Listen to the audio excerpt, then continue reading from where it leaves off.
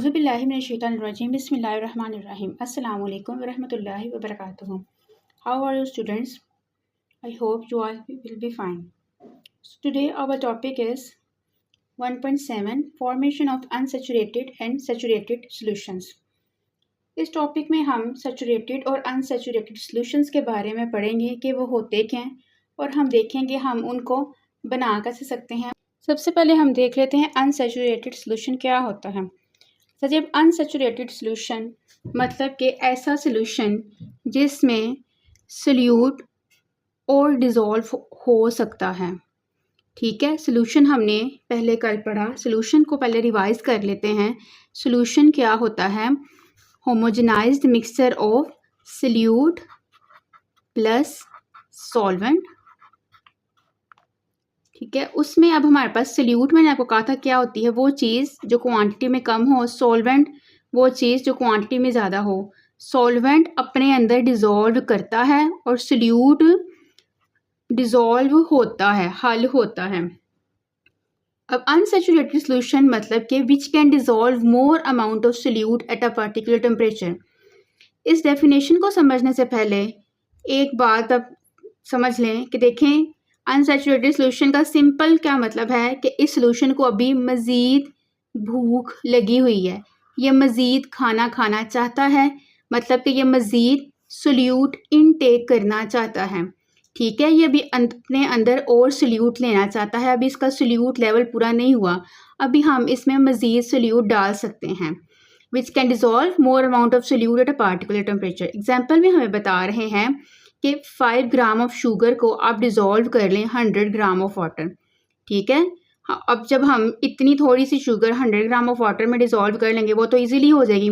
अब फिर थोड़ी देर बाद हम क्या करेंगे, या 2 से 3 मिनट बाद अगर हम 5 ग्राम और ऐड कर लेंगे वो तो फिर ऐड हो जाएगी। मतलब कि सॉल्यूशन अभी क्या है, अनसैचुरेटेड है, उसको अभी सॉल्यूट और चाहिए। और जब तक वो सैचुरेट नहीं हो जाता वो अपने अंदर शुगर डिज़ोल्व करता रहेगा, अनलेस कि एक पॉइंट आ जाएगा जब वो क्या हो जाएगा, जब वो सैचुरेटेड हो जाएगा। अब इस सैचुरेटेड सॉल्यूशन जब बन जाएगा तब वो अपने अंदर सॉल्यूट डिज़ोल्व नहीं कर सकता। अब हम सैचुरेटेड सॉल्यूशन को देख लेते हैं। It is the solution which contain maximum amount of solute. अब जो पहले सॉल्यूशन को भूख लगी हुई थी वो मज़ीद सॉल्यूट अपने अंदर ऐड करी जा रहा था। अब उसको उसका बेली समझे इतना फुल हो गया कि उसको अब भूख नहीं लगी। ठीक है, उसका सॉल्यूट लेवल अप हो गया, राइज हो गया, वो सॉल्यूट से फुल हो गया। इसके पास अब मज़ीद कैपेसिटी नहीं है कि वो सॉल्यूट अपने अंदर डिज़ोल्व कर सके। अब इस लेवल पर अगर हम मज़ीद उसमें सॉल्यूट ऐड करेंगे तो सॉल्यूट क्या कहेगा, नीचे अनडिज़ोल्व ही रहेगा और वो नीचे सेटल डाउन ऐसे रहेगा। जैसे हमने मज़ीद, ये ऑलरेडी सैचुरेटेड सॉल्यूशन हो चुका है, हम मज़ीद ऊपर से शुगर डाली जा रहे हैं।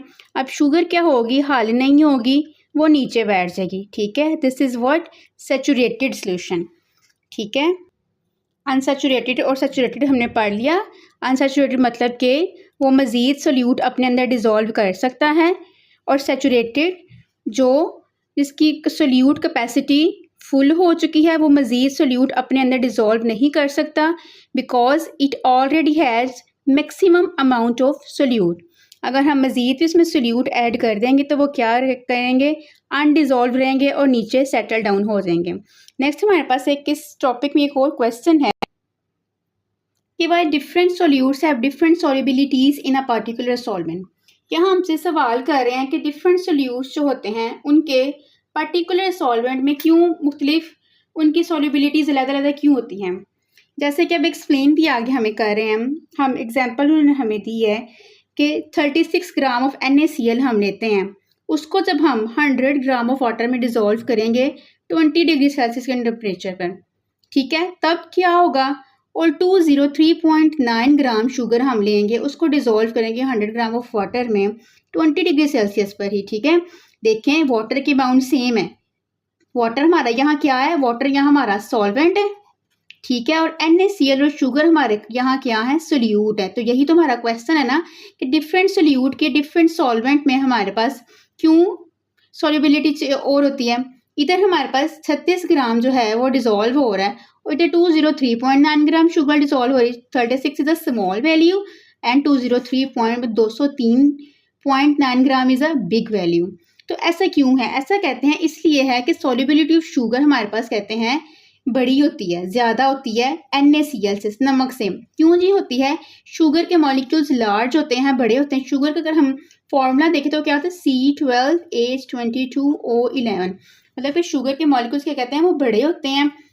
मोर वाटर मॉलिक्यूल सराउंड करते हैं उसको सिंगल शुगर मॉलिक्यूल को, जैसा कि आपको डायग्राम में दिख रहा है कि एक शुगर मॉलिक्यूल को, ठीक है, ज़्यादा सारे वाटर मॉलिक्यूल्स ने सराउंड किया हुआ है। इसी तरह वो शुगर को अपने अंदर डिज़ोल्व कर लेते हैं। अब हम इसकी रीडिंग बुक से कर लेते हैं। Take about 100 gram of water in a beaker. कहते हैं जी एक बीकर के अंदर 100 ग्राम पानी ले लें। Add it to 5 gram of table sugar. इसके अंदर क्या डाल लें? 5 ग्राम टेबल शुगर डालें, मतलब कि हम खाने के लिए इस्तेमाल करते हैं चीनी। एंड स्टिर इट, इसको हिलाएं। The sugar will dissolve in water. चीनी क्या होगी? पानी में हाल हो जाएगी।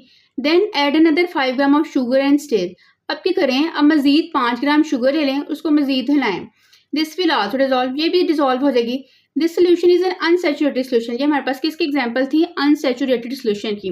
अब हमारे पास डेफिनेशन आ जाती है, a solution which can dissolve more amount of solute. ऐसा सोल्यूशन जो ज़्यादा से ज़्यादा अपने अंदर सोल्यूट डिजॉल्व कर सके, हल कर सके एक पर्टिकुलर टेम्परेचर पर, वो क्या होता है? Unsaturated solution. ठीक है, यहाँ तक हमारे पास किसकी आ गई डेफिनेशन? अनसेचुरेटेड सोल्यूशन की। Continue adding sugar in the above solution. आप क्या कर रहे हैं? कहते हैं पहले हमने 5 ग्राम डाली, फिर 5 ग्राम डाली, अब 5 ग्राम और डाल दें। ठीक है, अब हम क्या करें? क्वांटिटी ऑफ शुगर इंक्रीज कर रहे हैं, वाटर की तो नहीं इंक्रीज करें। As a quantity of sugar in water increases it this solution will become more difficult. अब इसका डिस सॉल्यूशन मतलब कि हल पजीर होना क्या हो जाएगा? मुश्किल हो जाएगा। अ स्टेज कम, ताकि एक ऐसी स्टेज आ जाएगी when no more sugar will dissolve in the water at this temperature. जबकि इस टेम्परेचर पर, मतलब कि 20 डिग्री सेल्सियस पर ये शुगर डिजॉल्व नहीं होगी, हमें टेम्परेचर चेंज करना पड़ेगा। Any more sugar edited this will settle down at the bottom of the beaker. ठीक है, जितनी भी हम मजीद शुगर डालेंगे वो क्या करेगी? नीचे सेटल डाउन हो जाएगी, बीकर के नीचे बैठ जाएगी। This solution is called a saturated solution. अब क्या हो गया कि वो सोल्यूशन सैचुरेट हो गया, उसके पास मैक्सिमम अमाउंट ऑफ सोल्यूट हो गए, वो मजीद अपने अंदर सोल्यूट डिजॉल्व नहीं कर सकता at a particular temperature of the process. अच्छा, अभी सारे प्रोसेस के दरमियान टेम्परेचर ना 20 डिग्री सेल्सियस ही रहता है। A solution in which the maximum amount of solute has been dissolved in a particular amount of a solvent at a particular temperature is called saturated solution। इसको mark कर लें। ये हमारे पास क्या होगा? सैचुरेटेड सोल्यूशन की डेफिनेशन के ऐसा सोल्यूशन जिसमें हम maximum amount of solute already मौजूद होते हैं at in a particular amount of solvent. हमने पानी भी, उसका जो पानी की अमाउंट है वो भी हमने फिक्स रखी है, मतलब कि हमने 100 ग्राम ही रखी है एट अ पार्टिकुलर टेम्परेचर कितना? 20 degree Celsius is called a saturated solution. एक पार्टिकुलर अमाउंट ऑफ सॉल्वेंट में पार्टिकुलर टेम्परेचर के ऊपर जो मैक्सिमम अमाउंट ऑफ सोल्यूट हो जाती है वो क्या होता है? ऐसा सोल्यूशन क्या होता है? सैचुरेटेड सोल्यूशन होता है, जो अपने अंदर मजीद सोल्यूट डिजॉल्व नहीं कर सकता। ठीक है, उसकी मैक्सिमम कैपेसिटी सोल्यूट डिजॉल्व करने की ख़त्म हो चुकी होती है, मतलब कि वो ऑलरेडी फुल होता है। जब वो अनसेचुरेटेड होता है तो मैंने आपको बताया उसको क्या लगी होती है? उसको भूख लगी होती है।